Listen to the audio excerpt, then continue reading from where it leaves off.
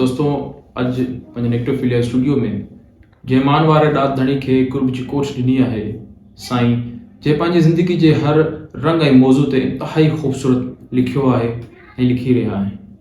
संदसि लिखणी में चाहे उहो नज़म हुजे या नसर, पंहिंजो हिकु अलॻि फ्लेवर ऐं हुस्न आहे। संदसि अणियल खाखा सिंधी नसर जो हिकु मास्टरपीस जी हैसियत रखनि था। दोस्तों, ख़ूबसूरत लिखणियूं ॾेही मन मोहींदड़ हिन लेखक जे मन में छा आहे, अचो था मिलूं साईं अज़ीज़ गोपाल सां। काल्ह रस्ते ते मूंखे हिकु नदी मिली। मूंखां पुछियईं, अदा तुंहिंजा कहिड़ा हाल आहिनि? मूं खेसि जवाबु ॾिनो, भेण आउं ठीकु आहियां, बसि मुंहिंजी हस्ती सुकी रही आहे। उहा हस्ती माउ हुई मुंहिंजी, जेका मूंखां दूरि हली वई आहे। दानिश्वर जी छा डेफिनेशन आहे ऐं मौजूदा दौर में कंहिंखे हक़ीक़ी दानिश्वर सम्झो था? असां वटि दानिश जेका आहे, अकुल जेको आहे, उहो राउडर आहे। तव्हांखे चइनी पासनि खां ॿुधणु समाज जे अंदरि जेका वधंदड़ जेका फ्रस्ट्रेशन आहे ऐं हिकिड़ी बरबरियत आहे, जंहिंमें रिश्तनि जी हिकिड़ी हिकु भॼडा जेको लॻी पई आहे। ख़ानदाननि जे ज़ाती फ़ाइदनि जे करे जेको गॾियल शऊर आहे, उहो तमामु पंहिंजी जाइ छॾींदो वियो आहे। छा शाइर जी एनाटॉमी या फिजियोलॉजी या केमिस्ट्री बाक़ी माण्हुनि सां मुख़्तलिफ़ हूंदी आहे? जेसिताईं हुनजी फिजियोलॉजी ऐं केमिस्ट्री जो सुवालु आहे त शेख अयाज़ पंहिंजे शिकिल शबी मां शाइर लॻंदो ई कोन। सही, शाइर लॻंदो हो इमदाद हुसैन।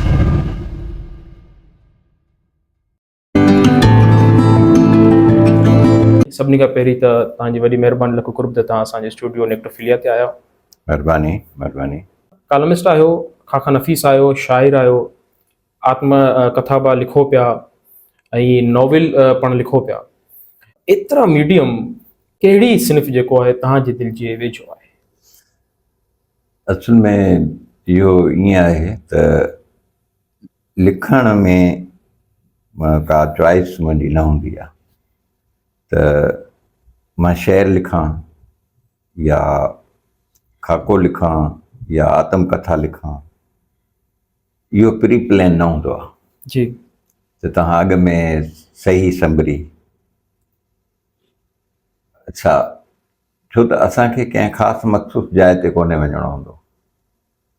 घणा माण्हू तय करे लिखंदा आहिनि त अॼु हिन मौज़ू ते लिखणो आहे या हिन मौज़ू ते लिखणो आहे। शेर पहिरीं शेर हूंदो आहे ऐं उन खां पोइ उन में मौज़ू या उनजो को उनवान जुड़ंदो आहे। पहिरीं मौज़ू तय करे ऐं उन जे कढ हलण सां मौज़ू त लिखिजी वेंदो, पर शेर कोन लिखिजी वेंदो।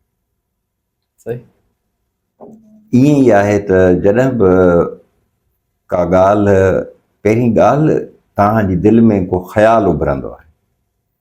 अच्छा, उन ख़्याल जी सूरत बसि उहा हिकिड़ी सिट हूंदी आहे। जॾहिं उन हिकु सिट खे तव्हां लिखणु शुरू करियो था त पोइ उहा अॻिते हली तव्हांखे ॿुधाए थी त हीअ सिट नज़म जी हुई, हीअ सिट ग़ज़ल जी हुई या हीअ सिट आत्मकथा जी।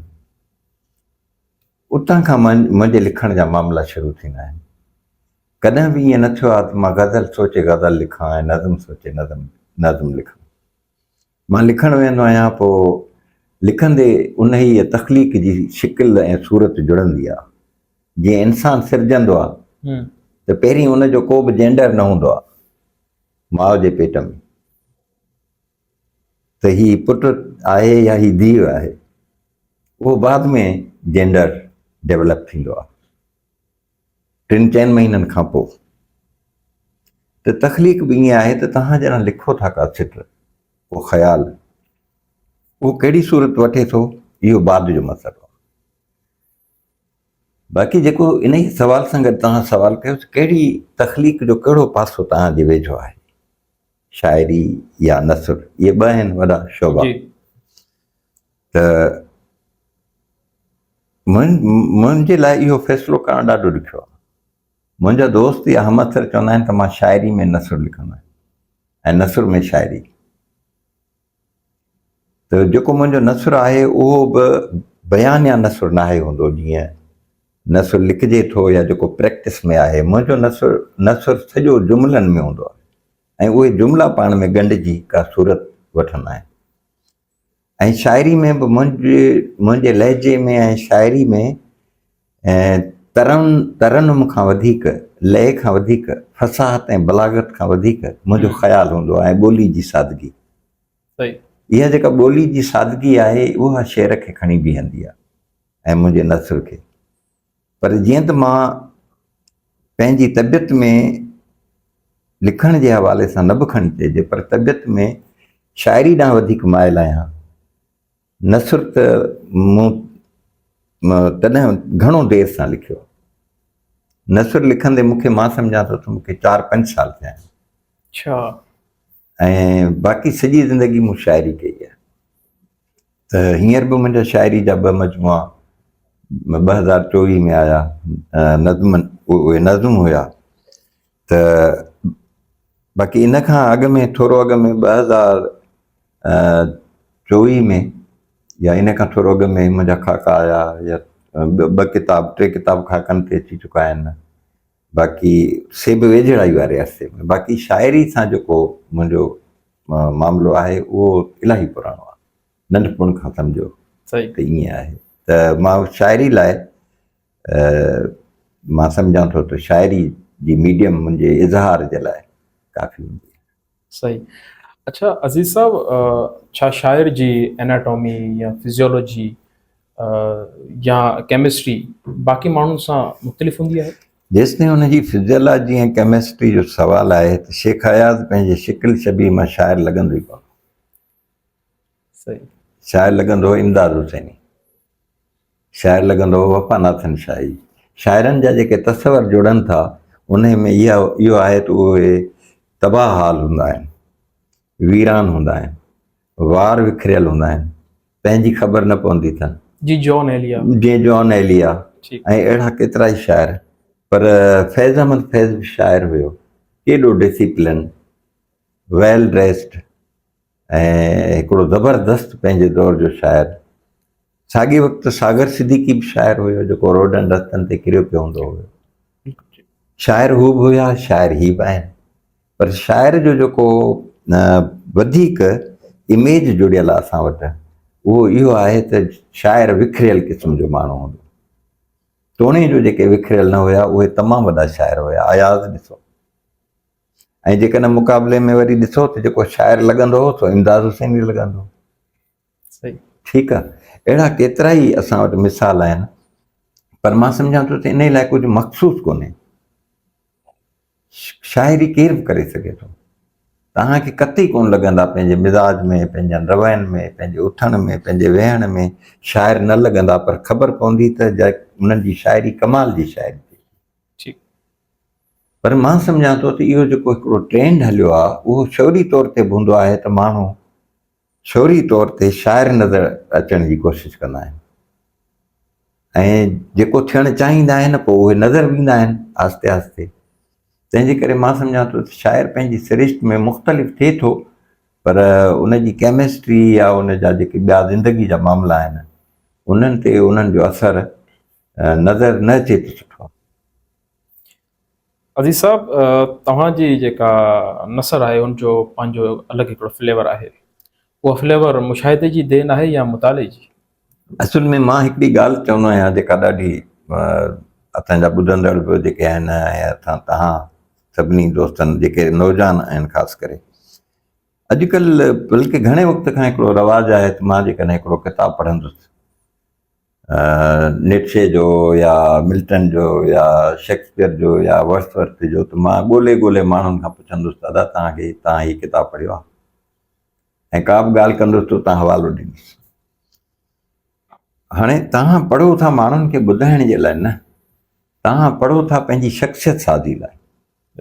त तव्हां पाण खे कीअं था ॾिसो उन्हनि लिखणियुनि जी सूरत में, ऐं तव्हां में कहिड़ी तब्दीली थी अचे, पोइ पंहिंजे अंदरि में जेका लाज़िम तब्दीली आहे उन जे आणण खां पोइ समाज खे अहिड़े तरीक़े सां ॾिसण वारी तव्हांखे हिकिड़ी अखि मिले थी, हिकिड़ी निगाह मिले थी।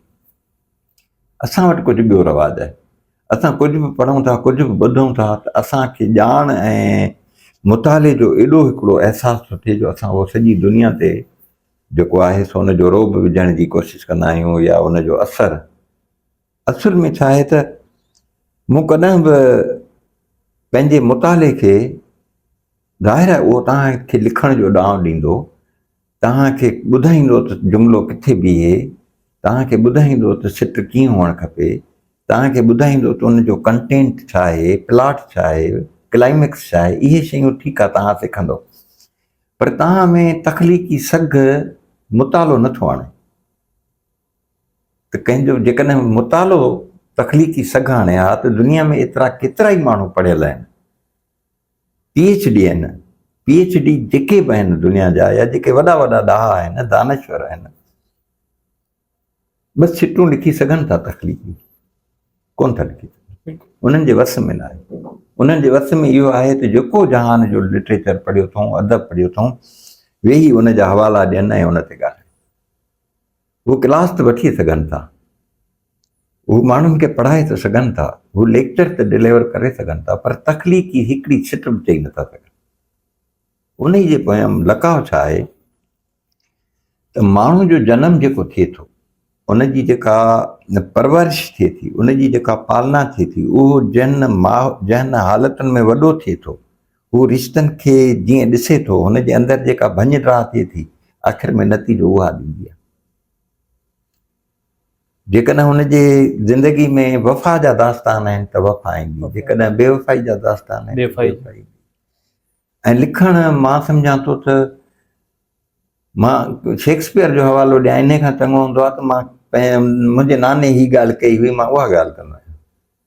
मां जो चवां त वर्ड्सवर्थ ही चयो आहे त मां चवंदो आहियां ॾाढो ही चवंदो हो मुंहिंजो, ऐं मुंहिंजो पीउ ही ॻाल्हि कंदो हो। मां जो चवां त जेको एल्सा काज़ी हीअं चई वई त मां चवां मुंहिंजी अमड़ हीअं चवंदी। त तव्हांजो इंस्पिरेशन, सोर्स ऑफ इंस्पिरेशन केरु थो थिए? तव्हां उहे था थियनि जिन खे तव्हां पढ़ो था, या उहे था थियनि जिन सां तव्हां रहो था?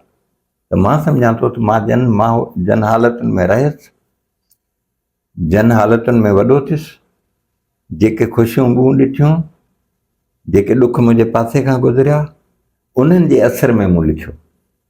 सही। ऐं असुल में लिखण जी जेका बि सूरत जुड़े थी, उहा ईअं जुड़े थी त तव्हांजी दिलि ते छा थो वहे वापरि। बाक़ी कंहिं माण्हू खे मिसाल ठाहे, जीअं टालिस्टाए ज़िंदगी गुज़ारी, घणा माण्हू उनखे पढ़ी टालिस्टाए थियण जी कोशिशि कंदा आहिनि, घणा माण्हू मार्क्स खे पढ़ी मार्क्सी थींदा आहिनि। तव्हां नज़रियो खणी हलो, तव्हां पंहिंजी सम्झ वधायो, पर तव्हां मार्क्स थिया हलंदा वठो, ठीकु आहे। त इहो जेको गुमान आहे, या इहो जेको पंहिंजी ज़ात ॾांहुं माण्हुनि जो एप्रोच आहे, मां सम्झां थो त इहो सतही हूंदो आहे। तव्हां पंहिंजी ज़ात में छा आहियो, तव्हांखे सेल्फ एक्सप्लोर करणु खपे, पंहिंजो पाण खे ॻोल्हणु खपे। बिल्कुलु दुरुस्त। उन खां पोइ जेको तव्हां लिखंदव, तव्हां शेर लिखो, तव्हां नस्र लिखो, तव्हां का ॻाल्हि करियो, उन में सघ बि हूंदी, उन जो असर बि हूंदो, ऐं उहा क़ाइमु रहंदी। ॿी सूरत में हवालनि ते अदब न आहे बीह सघंदो। सही। ऐं इहे जेके कौल अक़वाल आहिनि, इन्हनि ते अदब न आहे बीह सघंदो। त मां सम्झां थो त इहो तव्हांजी ज़िंदगी ते आहे त उहा तव्हां कीअं गुज़ारियो। छा शाइर महज़ हिकु तख़लीक़ार हूंदो आहे या दुनियादार, या ॿई? शाइर तख़लीक़ार त थिए थो, इहो त तय आहे, ऐं दुनियादारी बि हिकु लाज़मी जुज़ आहे जेका हुनखे करणु खपे। बिल्कुलु। ऐं मिसाल वठंदासीं असां त केतिरा ई शाइर आहिनि, उहे बरसरे रोज़। हिकिड़ो मूंखे शेर यादि थो अचे, पंहिंजी गज़ल जो हिकिड़ो बंदि आहे। जी जी। हाणे रोज़गार जा ऐं दुनियादारी जा ॿ तरीक़ा आहिनि। जी। तुंहिंजे प्यार में गिरफ़्तार थी वई, दिलि बरसरे रोज़गार थी वई। हा, ठीकु आहे। हाणे हिकिड़ो त इहो रोज़गार आहे जेको दिलि सां जुड़ियल आहे, दिलि सां जुड़ियल। ठीकु। ॿियो जेको रोज़गार आहे जेको असांजे एग्ज़िस्टेंस लाइ, असांजे जियापे लाइ ज़रूरी आहे, उहो आहे त हिन दुनिया में कमकार कजे, नौकिरी कजे, कारोबार कजे, महिनत कजे, ऐं पंहिंजूं जेके ज़िमेदारियूं आहिनि उन्हनि खे पूरो कजे। असां वटि इहा बदकिस्मती आहे त अहिड़ा केतिरा ई लेखक मिलंदा जेके कमु न आहिनि करणु चाहींदा। न, असां लेखक आहियूं त असांखे इन जो सोसाइटी असांखे रेस्पॉन्स करे। असां कालम लिखूं था त असांखे सोसाइटी रेस्पॉन्स करे। सोसाइटी असांजी उन सतह ते पहुती न आहे जिथे कंहिं दानश्वर खे, कंहिं अदीब खे, कंहिं लेखक खे रेस्पॉन्स करे। त मां सम्झां थो अहिड़ा केतिरा ई अदीब आहिनि जेके इन ई अहसास में ऐं पंहिंजी तबियत जे हथां उन्हनि ॾाढा ॾुखिया ॾींहं ॾिठा ऐं उन्हनि जी ज़िंदगी तल्ख़ गुज़री। तंहिंजे करे दुनियादारी ऐं ख़ुददारी ऐं रोज़गार इहे शयूं कंहिं बि तख़लीक़ लाइ ॾाढियूं ज़रूरी आहिनि।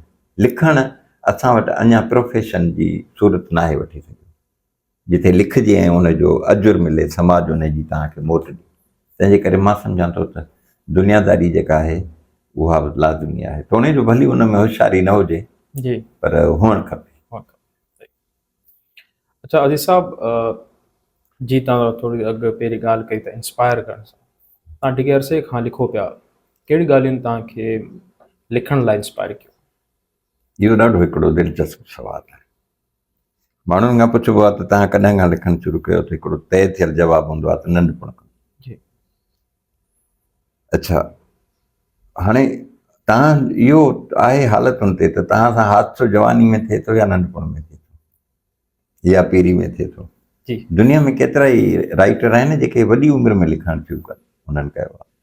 केतिरा ई आहिनि जन नंढी उमिरि में लिखणु शुरू कयो। मूं लिखणु शुरू कयो अर्ली एज में, जॾहिं मां 7-8 दर्जे में पढ़ंदो हुउसि।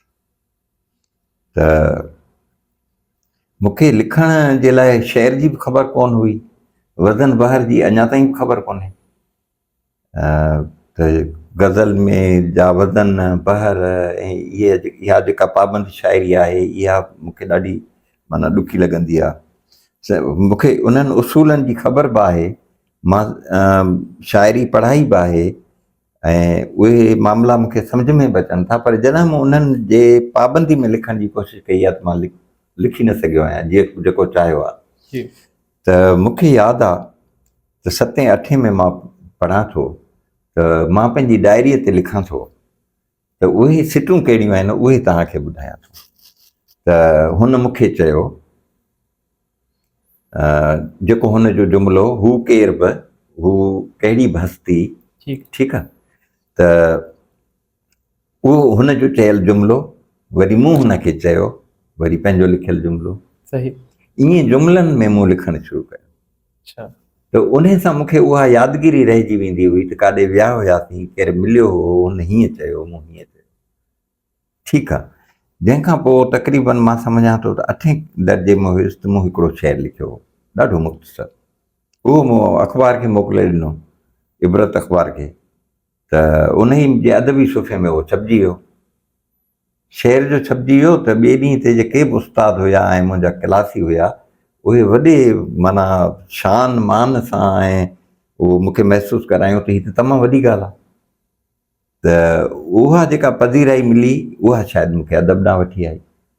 ऐं उन ई दौर में मुंहिंजा जेके दोस्त थिया उहे सभु शाइर ऐं अदीब इतफ़ाक़ हुयो, जंहिंमें असांजो दोस्त मासूम सांगड़ाई बि हुयो।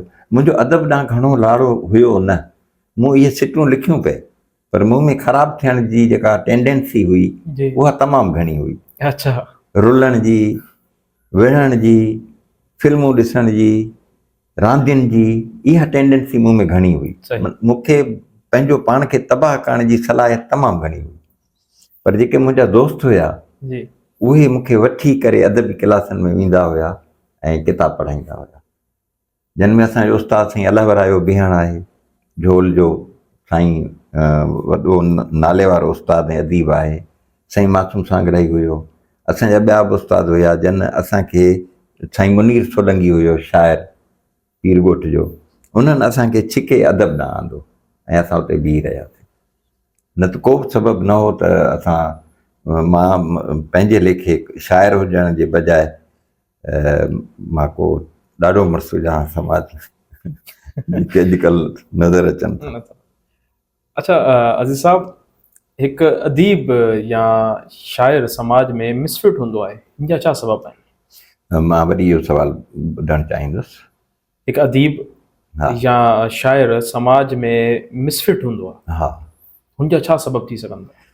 अच्छा, ख़्याल जी दुनिया जेका आहे असां वटि जो हिकिड़ो सूफ़ी शाइर आहे मोहम्मद फ़क़ीर खटियाण, जी टंडे जाम खां अॻियां मूसा खटियाण, सुलेमान खटियाण में जी जी उन्हनि जी जेको आहे सा उते मदफ़ून आहिनि।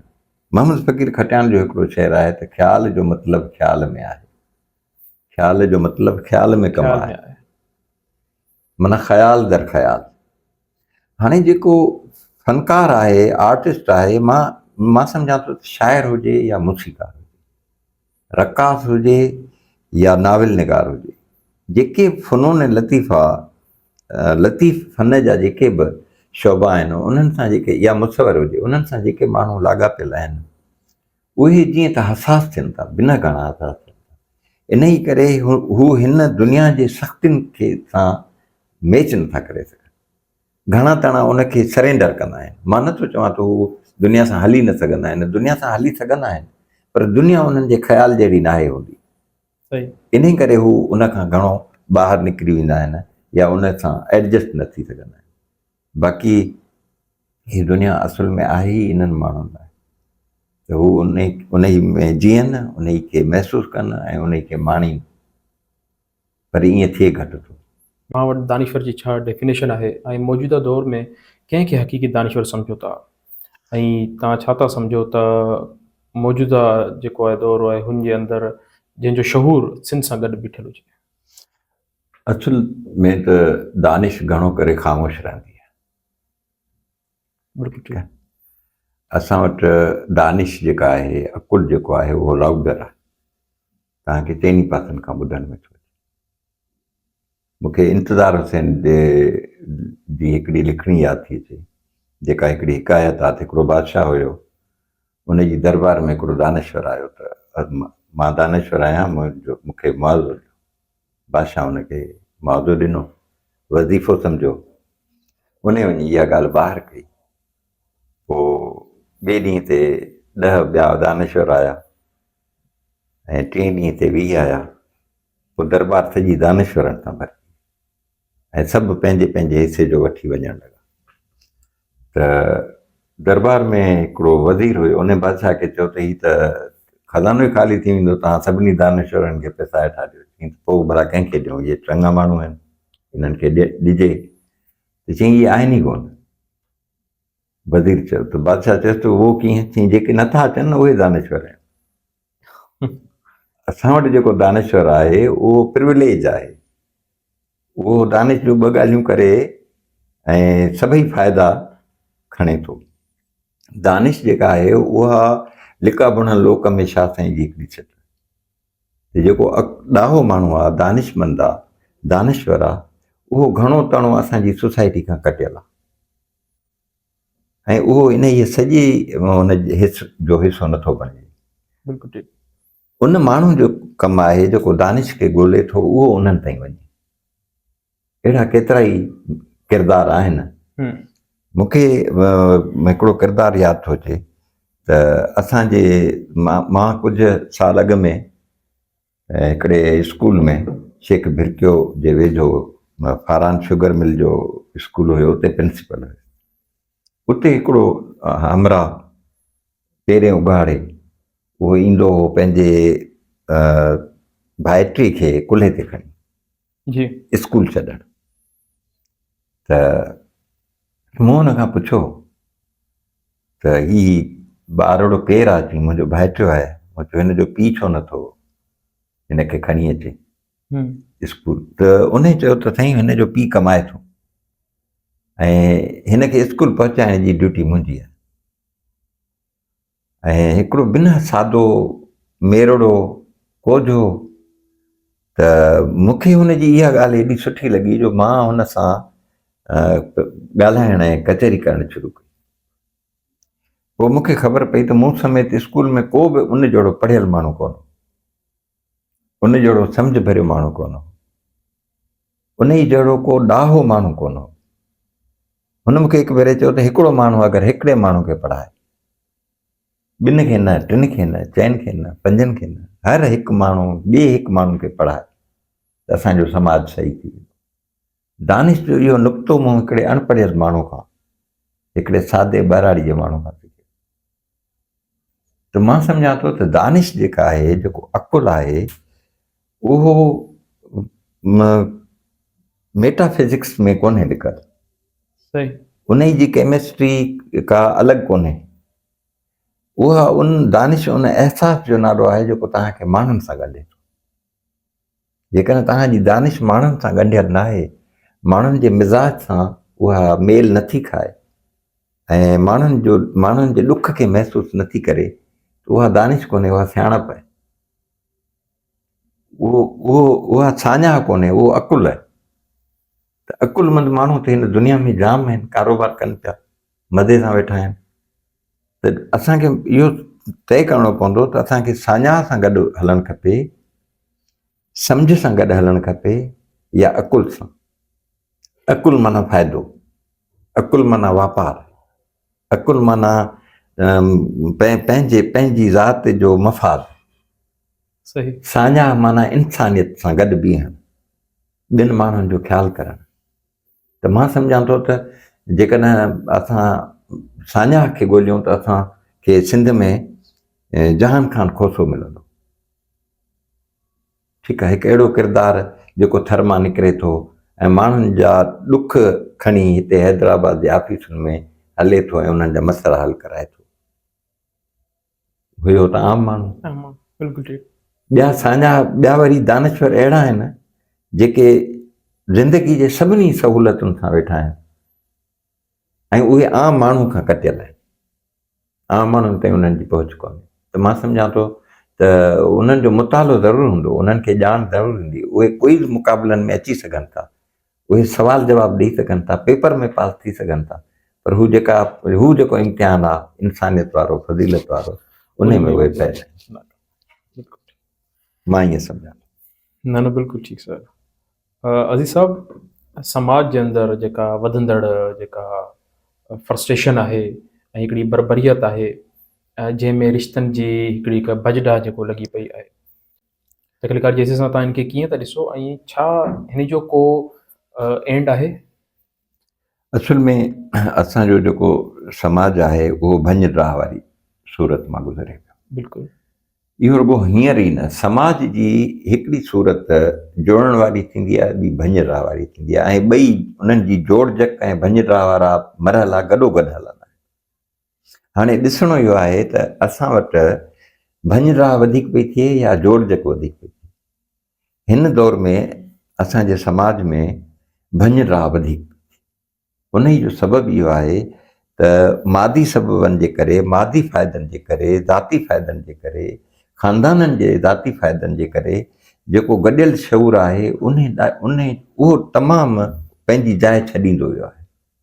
हिकिड़ो दौरु हुयो जंहिं दौर में असां वटि तमामु वॾा माण्हू हुया, अदब में, तालीम में, सियासत में।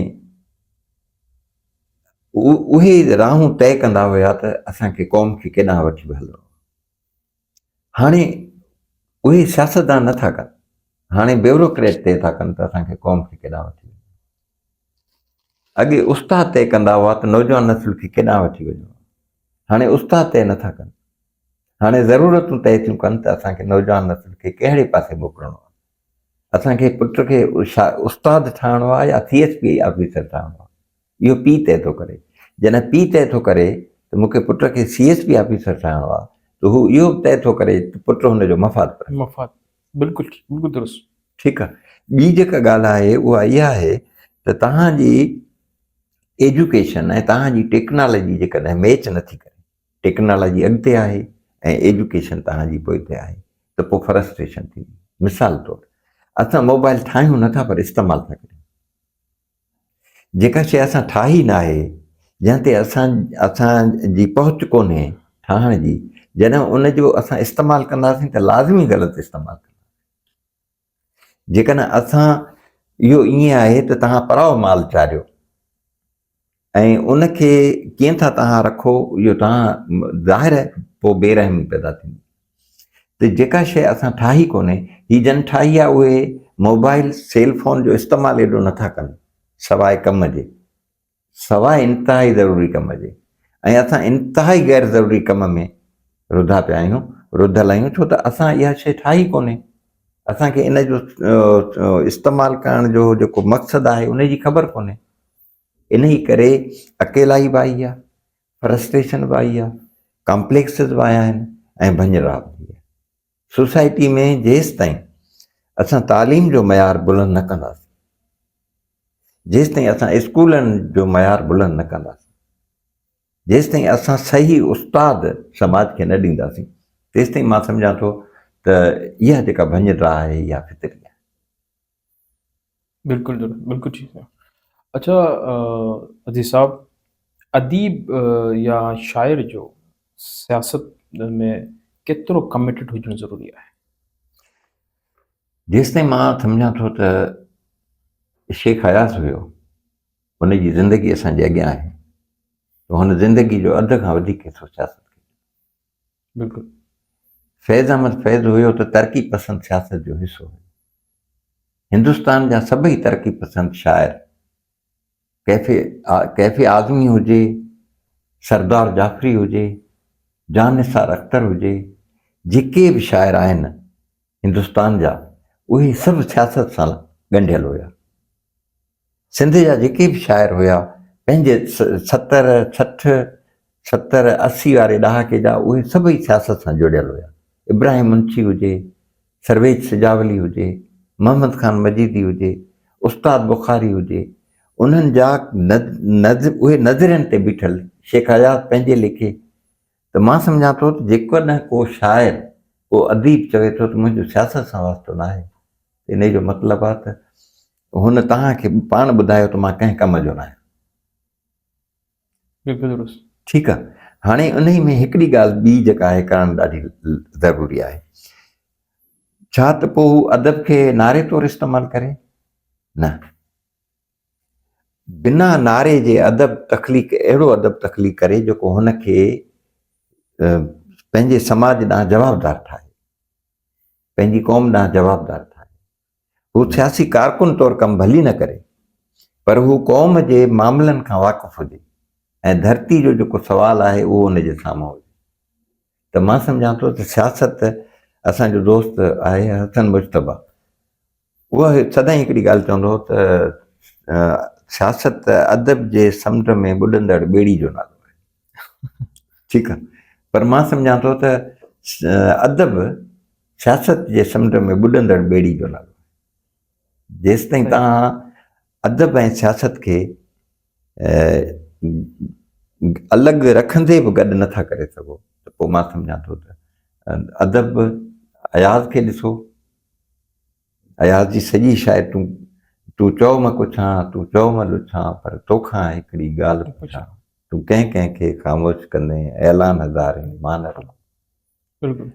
हाणे इन में शेर जो हुस्न बि आहे, हिकिड़ी तहरीक बि आहे, हिकिड़ो नज़रियो बि आहे, हिकिड़ो एहतिजाज बि आहे, ऐं बिना नारे जे, बिल्कुलु, ऐं उन में नारो बि कोन्हे, पर उहे सभु शयूं आहिनि जेके हिकिड़े, त मां सम्झां थो त इनकलाब, अदब, शाइरी, इहे हिक ॿिए जा लाज़मी जुज़ आहिनि। सीनियर अदीब जेका आहे उहो नौजवाननि खे नथो पढ़े, हिन में केतिरी सदाकत आहे ऐं या तव्हां हिनखे कीअं था ॾिसो? सीनियर अदीब पाण बि कोन थो पढ़े। असुल में ॾिसिजे, असां ॾिठो आहे त जेके सीनियर अदीब आहिनि उहे पंहिंजी गुज़िरियल हयाती जो खटियो खाइनि वेठा। बिल्कुलु ठीकु। ठीकु आहे। मां रोज़ केतिरनि ई नौजवाननि सां मिलंदो आहियां जेके असांखां वधीक सम्झ रखनि, असांखां वधीक उन्हनि जो शऊर आहे, इदराक आहे, शयुनि खे वधीक सम्झनि था, जेको असां अञा ताईं बि न सम्झी सघिया आहियूं। केतिरा ई नौजवान आहिनि उनखे सही तरीक़े सां सम्झनि था। हाणे जेसिताईं सीनियरिटी ऐं सीनियर ऐं जूनियर हुजण जो सुवालु आहे, त इन्हनि मरहलनि मां असां गुज़रिया आहियूं। मां तव्हांखे ॿुधायां त जॾहिं असां बिल्कुलु नौजवान हुयासीं ऐं लिखणु शुरू कयोसीं, त असां सीनियर्स खे गारियूं ॾींदा हुआसीं, स्कॉल्ड कंदा हुआसीं उन्हनि खे, त हीअ असांखे लिफ्ट नथा कराइनि, असां सां ॻाल्हाइनि नथा, असांखे स्टेज नथा ॾियनि। हाणे जेको नौजवान आहे उहो असां लाइ इहे सभु शयूं चयो वेठो थी, स्टेज ते वेठा आहिनि जिथे किथे, त उनजो असांखे स्टेज ते वेहण जेको माण्हुनि खे हूंदो शौक़ु, असां त माना उन खां भॼंदा आहियूं। पर इहो जेको एतिराज़ आहे सीनियर्स ऐं जूनियर्स जे विच में जेका विथी आहे, इहा ज़रूरी आहे। जेको अॼु जूनियर इन ॻाल्हि जी शिकायत करे थो, सुभाणे सीनियर थी हू पाण बि उहो ई करे थो। बिल्कुलु ठीकु। त इहा जेका विथी आहे सीनियर ऐं जूनियर वारी, जेसिताईं पढ़ण जी ॻाल्हि आहे त सीनियर जूनियर खे पढ़े कोन थो, जूनियर लिखे बि सुठो कोन थो। घणो तणो जेको जूनियर आहे असांजो, माना तमामु थोरा नाला आहिनि जेके सुठो था लिखनि। असां वटि जेकॾहिं 50 नाविल लिखजनि था त तव्हां उन मां 2 नाविल पढ़ी सघंदो, हिकिड़ो पढ़ण जहिड़ो हूंदो, ॿियो दोरे पढ़ी वेंदो। बाक़ी 48 नाविल तव्हां पढ़ी न सघंदो, उन्हनि जे 3 सुफ़्हनि खां अॻिते तव्हां वधी न सघंदो। जंहिं नाविल जी ख़बर कोन्हे, प्लॉट जी ख़बर कोन्हे, किरदारनि जो हिक ॿिए सां जेको मेल आहे, जेका कॉम्बिनेशन आहे उनजी ख़बर कोन्हे। हिकिड़ो किरदारु अचे थो 3 सुफ़्हे में गुम थी थो वञे त आख़िर ताईं उहो किरदारु कोन्हे। त नाविल जेको आहे हिकिड़ी पूरी सनत आहे नाविल जी, जंहिंमें किरदारु, उन्हनि जो एग्ज़िस्टेंस, उन्हनि जो हिक ॿिए सां रिलेशन, नतीजनि ताईं पहुचणु, हर किरदारु हिकिड़ी कहाणी खणी नाविल में हलंदो आहे। पर असांजो जेको नौजवान आहे उहो 3 महीननि में नाविल थो लिखे। अहिड़ा मिसाल आहिनि जो महीने में नाविल लिखजी थो अचे। हाणे जेको महीने में नाविल लिखबो, मां सम्झां थो त महीने में कुल्फी ठही सघे थी। नाविल लिखण त ॾाढो ॾुखियो। त इहा ॻाल्हि आहे त तख़लीक़ वक़्तु वठे थी, ख़ासि करे novel takes the age. I think novel is the only medium जेका तव्हां खां उमिरि वठे थी। बिल्कुलु दुरुस्त चयो। अच्छा, तव्हां वटि सूंहं ऐं ख़ूबसूरती जो जेको तस्वुरु आहे उहो ज़रूरु सम्झणु चाहींदुसि। कम जो सवाल तव्हां कयो ई हाणे। अच्छा, जेसिताईं सूंहं जा तिकड़ा मयार आहिनि, जमालियात हिकिड़ो अलॻि सब्जेक्ट आहे। सॼी दुनिया में जमालियात दर्सी तदरीसी ऐं स्कूलनि ऐं उन्हनि में पढ़ायो थो वञे, यूनिवर्सिटियुनि में aesthetic science as a subject सॼी दुनिया में पढ़ायो थो वञे। बिल्कुलु ठीकु। असां वटि असांजो माशरो वाहिद माशरो आहे जिते हुस्न जी ऐं ख़ूबसूरती जी ॻाल्हि कंदे माण्हू शर्माए थो। बिल्कुलु। माना जंहिं ॻाल्हि ते फ़ख़्रु हुजणु खपे ऐं सूंहं वणणु खपे ऐं इहा दावा करणु खपे ऐं उन ते खुली दिलि सां ॻाल्हाइणु खपे, असां उते इंतिहाई हसास थी वेंदा आहियूं। उन्हनि खे लॻे थो त इहे 4 कुंडनि जो मौज़ू आहे। हा, त सूंहं खे सम्झणु हिकु त इहो आहे त अदा जंहिंसां दिलि लॻे। जी, ठीकु आहे। ॿियो चवंदा आहिनि त अदा इश्क आहे जंहिंसां थी वञे। हाणे जंहिं माण्हू जो इश्क ॾांद सां थिए थो, वञी करे अदा असांजो छा। जंहिं माण्हू जो इश्क चए थो त अदा मुंहिंजो इश्क मुंहिंजे उठनि सां आहे, अदा वञी करे। जेको चवे थो त अदा मुंहिंजो इश्क कुतनि सां आहे, कुता थो पाले, वञी करे। असांजो इश्क माण्हू सां आहे, कुतनि सां, जानवरनि सां। उन्हनि जो ख़्यालु रखिबो, उन्हनि जी नस्ल कुशी न कबी, उन्हनि जे जीवत जा जेके हक़ आहिनि उहे अदा कबा, पर इश्क कुते सां कोन कबो, इश्क माण्हू सां। माण्हू सां बि पंहिंजे, मां त ॾाढो क्लियर आहियां त जेकॾहिं तव्हांखे इश्क आहे ऐं उहो मुखालिफ़ जिन सां ई आहे, जेकॾहिं कुझु भाउ प्यारो थी सघे थो, तव्हांजो भाउ तव्हांखे तव्हांजी जान खां वधीक प्यारो थी सघे थो, तव्हांजो पुटु तव्हांखे तव्हांजी ज़िंदगी खां वधीक प्यारो थी सघे थो, तव्हांजी माउ तव्हांजो पीउ तव्हांखे तव्हांजी ज़िंदगी खां वधीक प्यारा थी सघनि था, पर तव्हां सदके पंहिंजे महबूब तां वेंदा। ऐं उहो जेको महबूब आहे उहो को मर्द कोन्हे जेके चवनि था त अदा मुंहिंजी दिलि आहे फलाणे दोस्त सां आई, एतिराम आहे, इज़त आहे, क़ुर्बानी आहे, ईसार आहे, पर दिलि महबूब सां थी सघे थी। ऐं उहा महबूब जेका आहे त जेंडर वाइज उहा तव्हांजे अगेंस्ट में, मां त ईअं थो सम्झां। बाक़ी जेके ॻाल्हाइनि था उहे त इहा हिकिड़ी इहो ड्रामो आहे हिकिड़ो, ऐं कूड़ बदूड़ आहे त अदा मुंहिंजो हिन सां इश्क आहे, मुंहिंजो हिन सां इश्क आहे। घणनि माण्हुनि जो खाइण सां इश्क आहे। हाणे जेकॾहिं उन्हनि जा खाधा उन्हनि जा महबूब आहिनि त उन्हनि जी दुनिया पेट खां शुरू थी पेट ताईं ख़तमु थिए थी, ऐं असांजी दुनिया असांजी अखि खां शुरू थिए थी ऐं ख़ूबसूरती ते ख़तमु थिए थी। ऐं इहा चवणु ग़लति न हूंदो त जीअं मूं इहो सुवालु पुछियो आहे त उहो तव्हांजी अखियुनि मां ज़रूरु ऐं भरपूर तरीक़े सां हुनखे महसूसु करे सघां थो। उहे कहिड़ा किताब आहिनि जेको तव्हां सजेस्ट कंदव त जेको व्यूअर्स जेको आहे उन्हनि खे पढ़नि, कहिड़ा किताब थी सघनि था? बिल्कुलु, पंहिंजा या जनरल? जनरल। ठीकु आहे। असां वटि सिंधी अदब में त मां दोस्तनि खे चवंदुसि त हिकु पिछे खयास खे ज़रूरु पढ़नि, जेके शाइरी सां दिलचस्पी रखनि था, ऐं हुन में 2 किताब सजेस्ट कंदुसि। हिकिड़ो विजू वसण आहियूं अयाज़ जो, हुन में शाइरी जे बुलंदियुनि ते अयाज़ बीठो आहे, बेशक हुनजी ॿी शाइरी बि कमाल जी आहे। ऐं नसुर में अयाज़ जो किताबु आहे जेका खकोरिया कापड़ी, इहे ख़त आहिनि ठीकु, जेके हुन साईं मोहम्मद इब्राहिम जोए खे लिखिया हुआ। नसर जो इंतिहाई ख़ूबसूरत हुनजो इहो किताबु आहे जेका ककोरिया कापड़ी। ऐं ॿियो हू जमाल अबड़े साहब खे पढ़नि, कहाणी जो कंटेंट कीअं थो थिए ऐं कहाणी रखिजे कीअं थी, उहो जमाल अबड़े साहब जी कहाणियुनि में उहो आहे। उहो कहिड़ो किताबु हूंदो जीअं तव्हां पीछो पाछा आहे? अच्छा, ठीकु आहे। ऐं उनजी जेका कहाणी आहे पीराणी जेका शाहकार कहाणी आहे, ठीकु, त ईअं जमाल साहब जो इहो किताबु आहे। ऐं उनखां अलावा अमर जलील ईअं सम्झो त मां सम्झां थो त असां घणे खां घणो रीडर असांजी सिंध में अमर जलील खां मुतासिर थी लिखणु शुरू कयो जी। ऐं पंहिंजे लाइ बि इहा ॻाल्हि चवंदुसि त अमर जलील साहब खे जेको असां नंढपण में पढ़ियो ऐं जेका इंस्पिरेशन वरिती, उन ई असांखे अदब जी दुनिया में आणण में वॾो किरदारु आहे। बिल्कुलु ठीकु।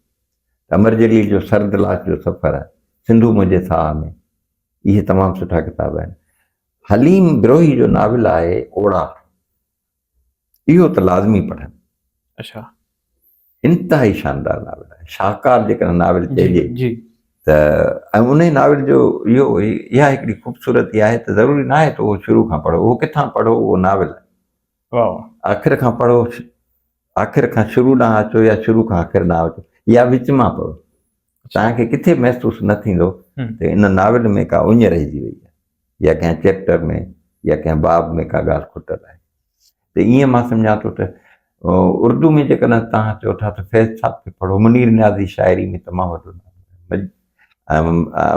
मजीद अमजद तमामु, नासिर काज़मी आहे, इहे तमामु सुठा शाइर हुआ, उन्हनि खे पढ़िजे।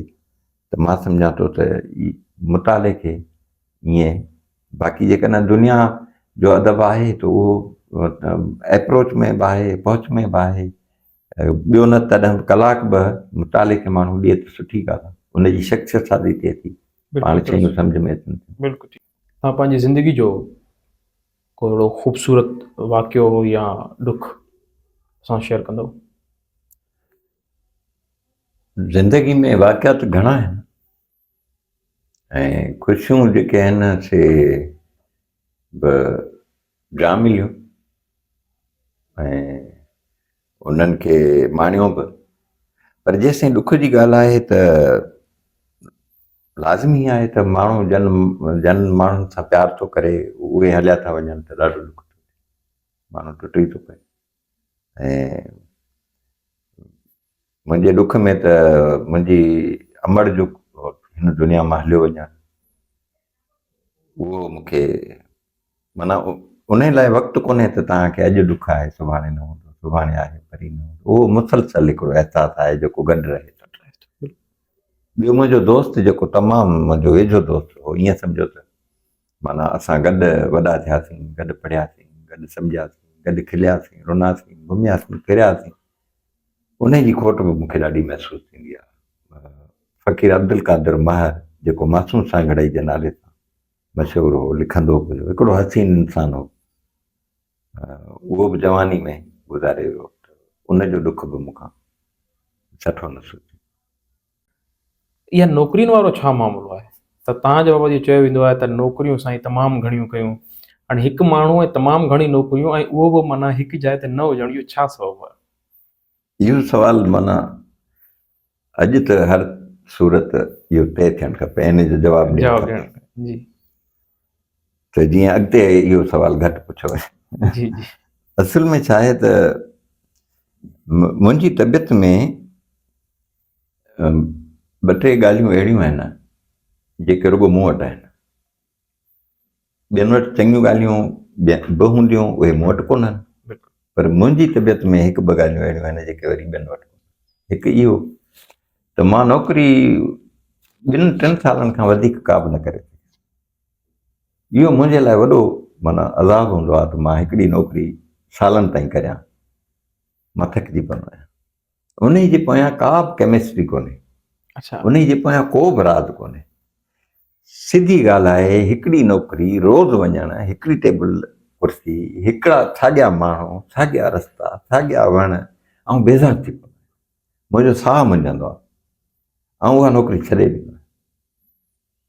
पोइ मां कॾहिं बि इहो न आहे ॾिठो त हिन जा कॉन्सिक्वेंसिस कहिड़ा थींदा, हिन जा नुक़सान थिया बि आहिनि ज़ाहिर। जॾहिं तव्हां नौकिरी छॾियो था त तव्हां केतिरियूं रुॻो नौकिरी त नथा छॾियो, तव्हां वसीला छॾियो था, पंहिंजा सोर्स ऑफ इनकम छॾियो था, तव्हां पंहिंजा घणा मामला छॾियो था। पर मूंखे ख़बर आहे त इहा नौकिरी घणो वक़्तु कंदुसि या मूंखे खाई वेंदी। पाण खे बचाइण जे लाइ मां उहा नौकिरी छॾे भॼी। सही। ऐं ईअं बि न आहे त नौकिरी छॾी हाणे घर वेठो नथो थिए, वरी ॿी नौकिरी।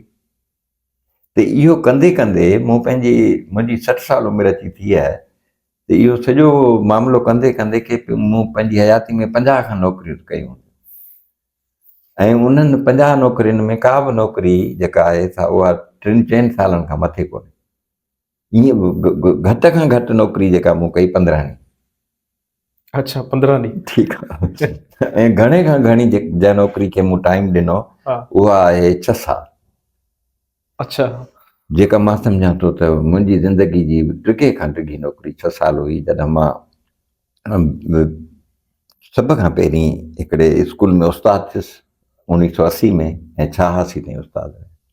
पोइ उतां खां मां उहा नौकिरी छॾे पोइ हलियो सिंटेक्स बुक बोर्ड में, पोइ ईअं मुख़्तलिफ़ इदारनि में नौकिरियूं कंदे कंदे कंदे तक़रीबन 50 खनि नौकिरियूं, जंहिंमें सरकारी नौकिरियूं बि आहिनि ऐं ख़ानगी इदारनि जूं नौकिरियूं बि आहिनि। ऐं ईअं लिखंदे पढ़ंदे नौकिरियूं कंदे असां हिकिड़ी नौकिरी करे कॾहिं बि मां वांदो न वेठुसि। मां हिकिड़ी नौकिरी छॾी, मूं जॾहिं बि हिकिड़ी नौकिरी छॾी त ॿी नौकिरी ॿिए ॾींहं ते मूंखे मिली, माना ईअं रहियो। त इन नौकिरियुनि छॾण जे विच में बेरोज़गारी किथे बि कोन्हे। मां चाहियां थो त तव्हां जेको आहे पंहिंजी जेको का ताज़ा का नज़म का नज़र जेको आहे उहो ॿुधायो असांखे। ज़रूरु, मां तव्हांखे ॿ हिस्सा ॿुधाईंदुसि जी। हिकु नज़म ऐं हिकिड़ो गज़ल जी। गज़ल आहे पहिरीं। मूंखे ॾुख कंहिं नुक़सान जो कोन्हे, मूंखे ॾुख कंहिं नुक़सान जो कोन्हे, ज़िक्र प्यार जो आहे सामान जो कोन्हे। मूंखे ॾुख कंहिं नुक़सान जो कोन्हे, ज़िक्र प्यार जो आहे सामान जो कोन्हे। इहा ॻाल्हि त ख़ुदा बि सम्झी हूंदी, इहा ॻाल्हि त ख़ुदा बि सम्झी हूंदी, नीमक अन्न में आहे ईमान में कोन्हे। इहा ॻाल्हि त ख़ुदा बि सम्झी हूंदी, नीमक अन्न जो आहे ईमान जो कोन्हे। तुंहिंजे हथनि जो ख़ैरु घुरे थी आशिकी, तुंहिंजे हथनि जो ख़ैरु घुरे थी आशिकी, डपु पाण खे यार गिरेबान जो कोन्हे। डपु पाण खे यार गिरेबान जो कोन्हे। ही हैरानी तुंहिंजे बदन जी आहे, ही हैरानी तुंहिंजे बदन जी आहे, ही वाक़ियो ज़मान मकान जो कोन्हे। तुंहिंजो महबूब तोखे न मिलंदो अज़ीज़, तुंहिंजो महबूब तोखे न मिलंदो अज़ीज़, अहिड़ो लिखियलु कुझु क़ुरान में कोन्हे। मूंखे ॾुख कंहिं नुक़सान जो कोन्हे, ज़िक्र प्यार जो आहे सामान जो कोन्हे। ही तव्हांखे गज़ल ॿुधायो। ऐं हाणे जेको इत्फ़ाक़ आहे, मूं अॼु हिकु नज़म लिखियो आहे, उहो तव्हां सां ज़रूरु मां ॿुधंदड़नि सां ऐं तव्हां सां उहो वंड कंदुसि। हिन नज़म में जेको मुखातिब आहे जंहिंसां ॻाल्हि कजे थी, उहे 3 सब्जेक्ट आहिनि। हिकिड़ो आहे वण, उन सां गुफ़्तगू आहे, ऐं ॿियो बादल ककर, ठीकु, ऐं टीं आहे नदी। नदी, हा। हाणे ही नज़म आहे त काल्ह रस्ते ते मूंखे हिकु वणु मिलियो। नज़म जो उनवान आहे राह वेंदड़ 3 लुड़क। काल्ह रस्ते ते मूंखे हिकु वणु मिलियो, मूंखां पुछियईं भाऊ तुंहिंजा कहिड़ा हाल आहिनि। काल्ह रस्ते ते मूंखे हिकु वणु मिलियो, मूंखां पुछाईं भाऊ तुंहिंजा कहिड़ा हाल आहिनि। मूं खेसि जवाबु ॾिनो अदा ऐं ठीकु आहे। बसि मुंहिंजो हिकु ॾार कपिजी वियो आहे। उहो ॾार भाउ हो मुंहिंजो, जेको मूंखां विछड़ी वियो आहे। हीउ पंहिंजे नंढे भाउ मीर मोहम्मद जेको वेझड़ाई में असांखे छॾे वियो, उनजी यादि में। हाणे ॿियो इन जी नज़म जो ॿियो हिसो। काल्ह रस्ते ते मूंखे हिकु बादल मिलियो, मूंखां पुछाईं भाऊ तुंहिंजा कहिड़ा हाल आहिनि। मूं खेसि जवाबु ॾिनो अदा ऐं ठीकु आहियां। बसि मुंहिंजे मथां छांवरो हटी वियो आहे। उहो छांवरो पीउ जो हो जेको मूंखां रुसी वियो आहे। ऐं इन ई नज़म जो आख़िरी हिसो। काल्ह रस्ते ते मूंखे हिकु नदी मिली, मूंखां पुछाईं अदा तुंहिंजा कहिड़ा हाल आहिनि। मूं खेसि जवाबु ॾिनो भेण आउं ठीकु आहियां। बसि मुंहिंजी हस्ती सुकी रही आहे। उहा हस्ती माउ हुई मुंहिंजी, जेका मूंखां दूरि हली वई। जेका व्यूअर्स आहिनि उन्हनि खे बसि अॼु जी असांजी जेका ॻाल्हि ॿोल्हि आहे उहा तमामु घणी पसंदि आई हूंदी। ऐं मां उमेदु तव्हां सां कयां थो अज़ीज़ साहिबु त तव्हांखे बि तमामु सुठो लॻियो हूंदो असांजे हिन स्टूडियो ते आहियो तव्हां। ॾाढो सुठो लॻो। ऐं तव्हां सां जेका कचहरी थी उन में मूं घणो सिखियो। ऐं मां नौजवाननि खे हिकिड़ी ॻाल्हि चवंदुसि त हू वणनि सां ॻाल्हाइण जो जेको आर्ट आहे उहो पैदा कनि, पखियुनि सां ॻाल्हाइनि, झरननि सां ॻाल्हाइनि, रस्तनि सां ॻाल्हाइनि, ख़ुदि कलामी कनि, पाण सां ॻाल्हाइनि, पंहिंजे अंदरि सां ॻाल्हाइनि। त इहो ॻाल्हाइण जो हिकिड़ो बहितरीनु तरीक़ो आहे।